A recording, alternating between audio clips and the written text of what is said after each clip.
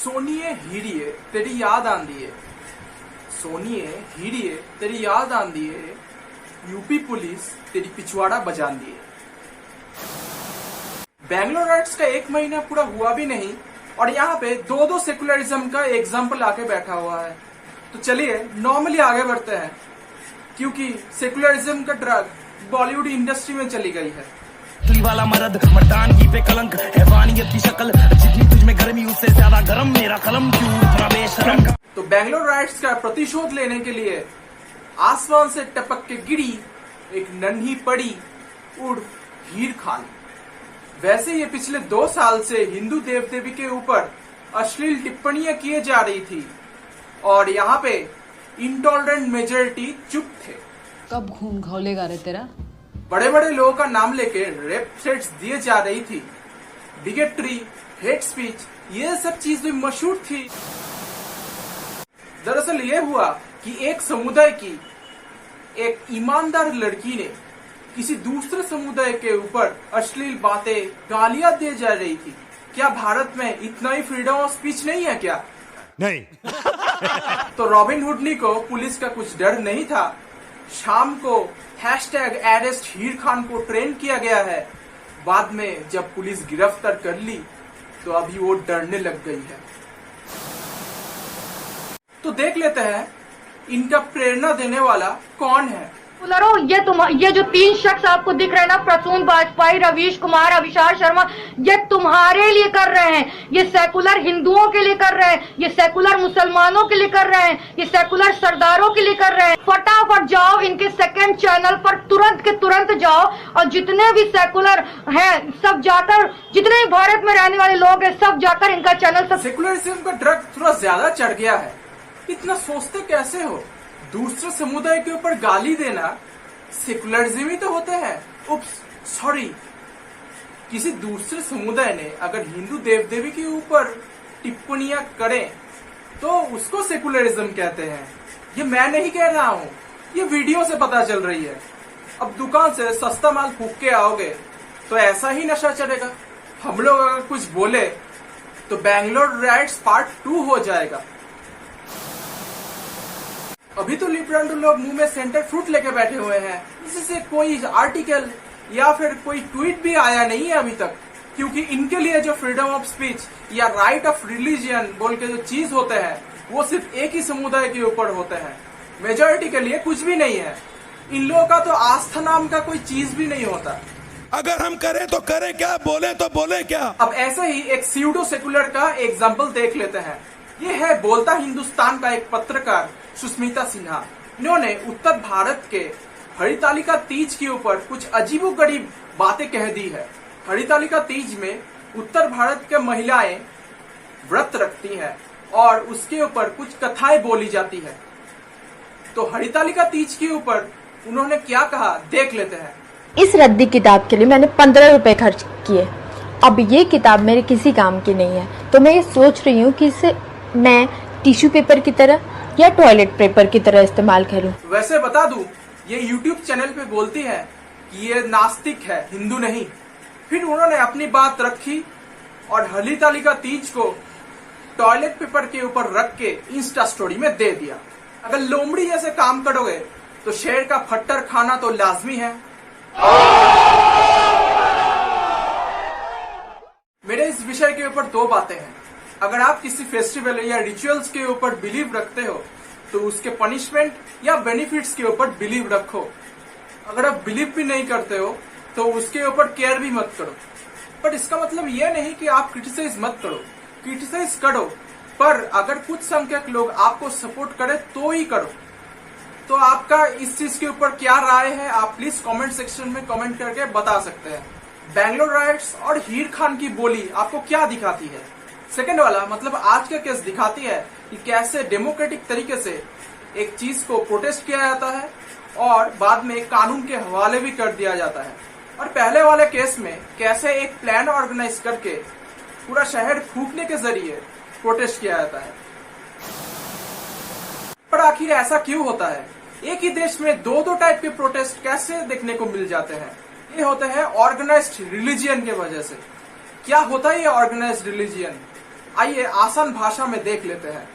इसमें डिफाइन किया जाता है कि ये आपका भगवान है और ये आपका कुछ किताबें। जीवन का हर एक चीज का सोल्यूशन इस किताब में दिया गया है। अगर इसको नहीं मानते हो तो पनिशमेंट भी मिलेगा, वो भी इस किताब में ही दिया हुआ है। इंग्लिश में एक वर्ड है जिसका नाम है ब्लस्फेमी। तो ब्लस्फेमी क्या होता है? बेसिकली इसमें बताता है कि अगर आप किसी भगवान को या उनके दूत को क्रिटिसाइज करते हो तो उसको ब्लस्फेमी कहते हैं। वैसे न्यू टेस्टामेंट के अंदर इसको अनफॉरगिवेबल सिन कहा गया है और इस्लाम में भी इसको पनिशेबल डेथ की तरह दिखाया गया है। वैसे भी ये पुराना इंफॉर्मेशन है, पर अभी भी इंटरनेट पे दिखाया गया है कि 71 कंट्रीज में इसको माना जाता है। उसमें 59 कंट्री में 10 साल का सजा दिया जाता है। 2 कंट्री ऐसे हैं जो आपका ईरान और पाकिस्तान जैसे देशों में इसका मृत्यु दंड तक दिया जाता है। इस्लामिक कंट्रीज में ब्लस्फेमी को थोड़ा ज्यादा ही माना जाता है, पर क्रिश्चियन कंट्री में इसका सजा थोड़ा ढीला कर दिया गया है। इन द ईयर 1860 इंडिया में पहला ब्लस्फेमी का लॉ लाया गया था ब्रिटिश लोगों के द्वारा। तब 10 साल का सजा सुनाया जाता था। अभी ये इंडियन पेनल कोड के सेक्शन 295A के तहत ये हेट स्पीच के अंदर लाया गया है। तो इतना कानून होने के नाते बैंगलोर राइट्स क्यों हुआ ये हमको समझ में नहीं आता, क्योंकि ऐसे टाइप का चीज है वर्ल्ड के कई देशों में, स्पेशली नाइजीरिया और पाकिस्तान में ज्यादा दिखाया जाता है। वहाँ मॉब वायलेंस का भीड़ इकट्ठा होता है और आदमी को मार देता है। वैसे यहाँ पे भी इसको बरकरार रखना था, तो इसीलिए बैंगलोर राइट्स में भीड़ इकट्ठा किया और शेजवान सॉस बना के पेश किया। सिर्फ यहाँ नहीं, अब लगता है स्वीडन में भी कुछ लोग इसकी कॉपी करने लग गए हैं। लगता है बैंगलोर राइट्स का ही प्रेरणा मिली है इन लोगों को। स्वीडन के माल्मो शहर में हुआ ये अग्निकांड क्योंकि शांति प्रिय समुदाय का एक पवित्र ग्रंथ को जला दिया गया था। माल्मो शहर स्वीडन का साउदर्न पार्ट में आता है। इंडिया के साउथ में जैसे श्रीलंका है, वैसे ही स्वीडन के साउथ में डेनमार्क आता है। वहाँ के एंटी शांति प्रिय नेता रास्मस पालुदान और उनके कुछ समर्थक ने जब उसको प्रोटेस्ट करना चालू किया about Islamisation in Nordic country, तब शांति जारी रखने के लिए उन लोग आग जलाए, पुलिस गाड़ी के ऊपर पत्थरबाजी की। स्वीडन गवर्नमेंट का ये परमिशन भी था कि उन लोगों के ऊपर गोली ना चलाया जाए। रास्मस पालुदान ने जो रैली निकाली थी वो सिर्फ रेप और हत्याकांड के ऊपर थी।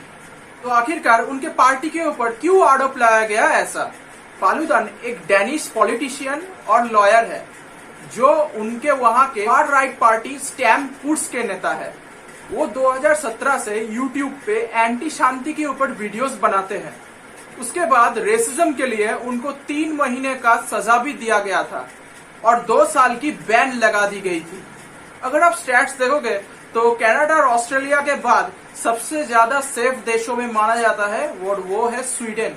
2013-14 में जब सीरिया में वॉर हुआ था तब 70,000 से भी ज्यादा सीरिया के लोग वहां पे शिफ्ट कर गए थे। अब वहां पे NRC, CAA ये सब तो है नहीं, तो वहां नहीं जाएंगे तो कहाँ जाएंगे? 2015 के रिपोर्ट अनुसार अराउंड 1,62,000 पीपल सीरिया, अफगानिस्तान और इराक से गए थे।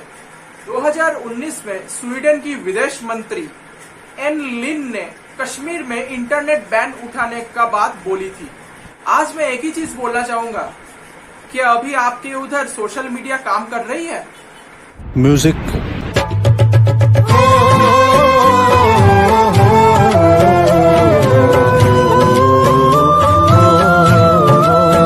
आपकी कुछ तो ट्वीट आई नहीं मोहतरमा, और बाद में वहां पे उस समुदाय के कुछ लोग ह्यूमन चेंज फॉर्म कर रहे थे। क्या आपको ये चीज सुना सुना सा लग रहा है? कुछ लोग कमेंट पे ये ना बोल दे अलग अलग होते हैं क्या? खैर छोड़ो, ये देख लेते हैं इन लोग भीड़ में ही प्रोटेस्ट क्यों करते हैं। आप ये फतवा पढ़िए। फतवा नंबर है 14,305, 14,305। इसमें क्लियरली लिखा हुआ है कि एक मानने वाले को, एक ईमान वाले को ब्लस्फेमी का टाइम रेस्पॉन्ड करना जरूरी है। ये सलाफी स्कूल ऑफ थॉट्स के वेबसाइट में मिल जाएगा आपको। अब एक चीज का सवाल उठता है कि हिंदू लोग इसके ऊपर ऐसे टाइप का प्रोटेस्ट क्यों नहीं किए, ऐसे टाइप का भीड़ जमा करके फूका फूकी करके प्रोटेस्ट क्यों नहीं किए। क्योंकि हिंदू ऑर्गेनाइज्ड रिलीजियन में आता नहीं है। ब्लास्फेमी के कारण किसी को सजा देने के बाद कहीं पे भी लिखा नहीं गया है। उल्टा डिवाइन पर्सनालिटीज लाइक राम और कृष्णा को ज्यादा प्रश्न पूछे गए हैं। गीता में आप लोग देखे होंगे कि अर्जुन ने कृष्णा को कैसे क्वेश्चन पूछा है, और अगर वो उसका आंसर सेटिस्फैक्ट्री नहीं लगा तो काउंटर क्वेश्चन भी किया है और उसका आंसर भी श्री कृष्ण ने किया था। अगर ये ऑर्गेनाइज्ड रिलीजन होता तो अर्जुन को जो बात श्री कृष्ण ने एक बार बोलता तो उसको वही बात सिर्फ सुन के वो चुपचाप बैठ जाते। इसीलिए गीता को आप चाहे भला बुरा कह सकते हो, पर बाइबल स्पेशली कुरान को आप बोल के तो देखो, क्या हर्ष होता है आपका। अब एक बेहुदा आदमी ने एक फीमेल कॉमेडियन के ऊपर रेप थ्रेट दिया था, उसके ऊपर वीडियो बनाकर, क्योंकि वो शिवाजी स्टैचू के ऊपर कुछ टिप्पणी की थी। उसके बाद लड़का गिरफ्तार हुआ था। पर वही चीज अगर वो आदमी ने हजरत निजामुद्दीन के ऊपर किया होता तो लिब्रांडुलो का हजारों ट्वीट आता और क्या हर्ष होता उस लड़के के साथ, आप सोच सकते हो। पर एक चीज देखा, वो आदमी इस्लाम के ऊपर कुछ नहीं बोला, स्टिल वो गिरफ्तार हुआ, क्योंकि ये एक वैलिड पॉइंट भी था गिरफ्तार करने का। आपको पता भी है कि कुछ देशों में ब्लास्फेमी के ऊपर क्या क्या रूल्स है। इंडोनेशिया में इस्लाम को अरब देश का रिलीजन कहना, मुस्लिम में कन्वर्ट करना या पुनर्जन्म का कॉन्सेप्ट भी ब्लास्फेमस है।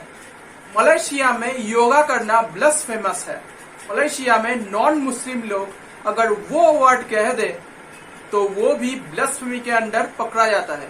मलेशिया में नॉन मुस्लिम लोग अगर मुस्लिम फेस्टिवल अटेंड करते हैं तो वो भी ब्लास्फेमी के अंदर लाया जाता है। पाकिस्तान में अगर कोई अल्लाह, नबी या फिर मस्जिद का इंग्लिश ट्रांसलेट करते हैं तो वो भी ब्लास्फेमस होता है और उसमें 3 साल का जेल भी होता है। अगर आप किसी को पाकिस्तान में गुड बाय भी बोलते हैं तो वो भी ब्लास्फेमी के अंदर लाया जाता है और उसमें भी 3 साल का जेल होता है। अगर वहाँ रोजा के टाइम बाहर से खाना खा लेता है तो वो भी ब्लास्फेमी के अंदर लाया जाता है। एक 80 साल का डायबिटीज पेशेंट को मार के हाथ पैर तोड़ दिया गया था क्योंकि वो रोजा के टाइम बाहर से कुछ खा लिया था और जो खाना दिया था उसका 50,000 रुपए का जुर्माना भी हुआ था। अब ये सवाल आता है कि रिलीजन के ऊपर क्रिटिसिज्म होना चाहिए या नहीं होना चाहिए। ऑफ कोर्स होनी चाहिए, with valid points, good arguments and with no slangs. क्योंकि जब आप क्रिटिसिज्म करते हो तो उसकी कमियां पता चलती है, आप उसको सुधरते हो, आप अपडेटेड भी रहते हो टाइम टू टाइम। अब इंटेल i10 के जमाने में कोई 8085 माइक्रो प्रोसेसर यूज करता है क्या? नहीं।